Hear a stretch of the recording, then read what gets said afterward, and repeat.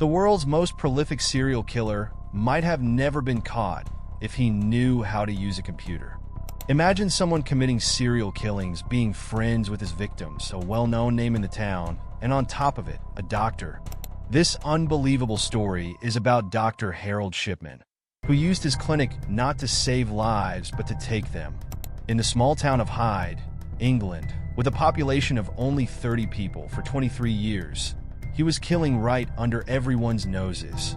After sending more than 250 people to their deathbeds, no one suspected Dr. Harold Shipman. And perhaps no one would have had he not made one small mistake.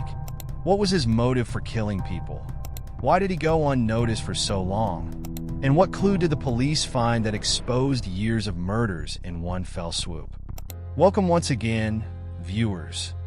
This is the shocking story of Dr. Harold Shipman.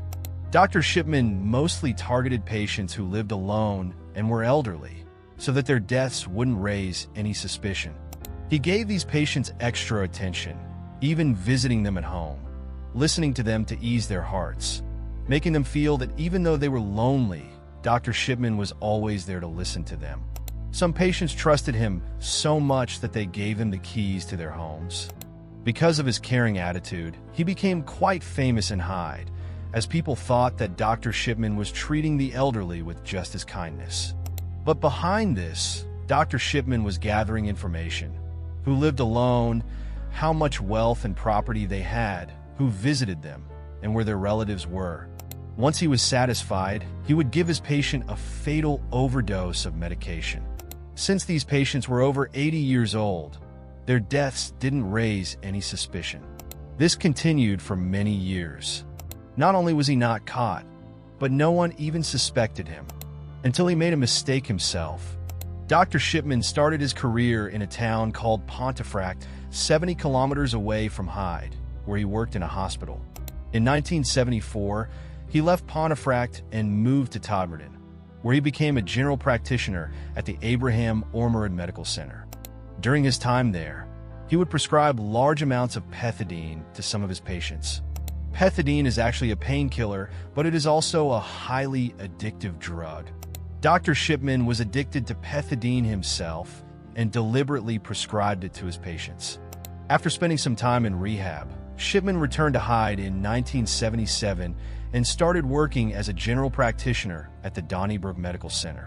By 1980, he was practicing as a GP and had neither given up his addiction nor stopped looking for opportunities to murder elderly patients. The frequency of these murders increased dramatically in 1993, when he opened his own clinic in Hyde and gained a good reputation in the town. Everything went on like this for many years, and no one suspected Dr. Shipman's actions. Finally, in March 1998, Dr. Linda Reynolds, who worked opposite Shipman's clinic, expressed concerns about the high death rate among his patients. She pointed out that in the last 3 months, 16 of his patients had died, while at her own clinic, with 3 times as many patients, only 14 had passed away during the same period.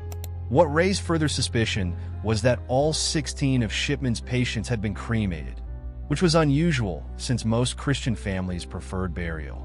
Dr. Reynolds reported her concerns to the Manchester coroner, noting that most of Shipman's 16 deceased patients were elderly women who had been found dead in their homes.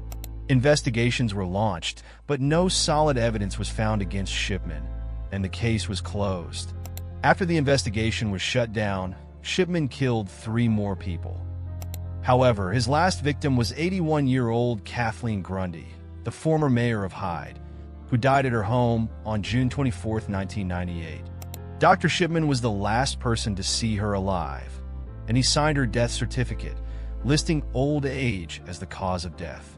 Kathleen's daughter, Angela Woodruff, who was a lawyer, became suspicious when she found her mother's will, which left her house to Dr. Shipman.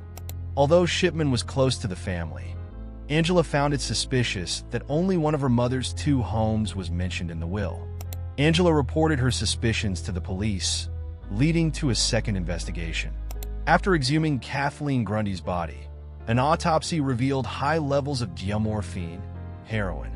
When questioned, Shipman claimed that Grundy had been addicted to heroin and that he had recorded this in her medical journal.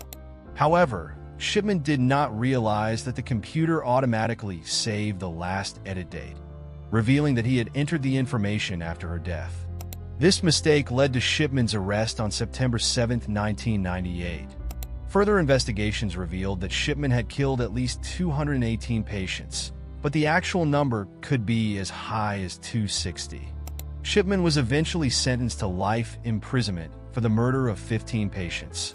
In January 2004, Harold Shipman hanged himself in his cell. His death was the final chapter in one of the most horrifying cases of serial murder, leaving behind unanswered questions about his motives. Some believe it was a psychological issue, others think it was greed, and some speculate that it was related to the death of his mother, who was given morphine as a cancer patient. Experts believe that Shipman might have wanted to watch his patients die in the same way.